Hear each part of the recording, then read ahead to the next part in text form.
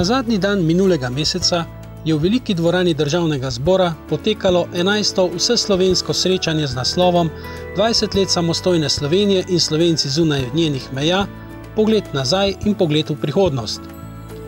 V okviru srečanja so v veliki dvorani Državnega zbora odprli razstavo Izseljeniškega društva Slovenija v svetu z naslovom Slovenci po svetu ob osamosvojitvi Slovenije.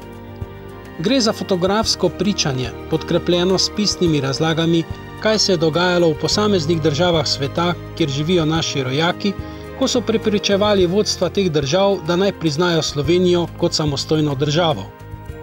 V teh prizadevanjih so bili zelo uspešni. Zato ne smemo pozabiti, da gre velika zahvala tudi našim rojakom za njihov trud, da je proces osamosvojitve uspel. Zato ne bo odveč povabilo, da si vzamete čas in se napotite na ogled.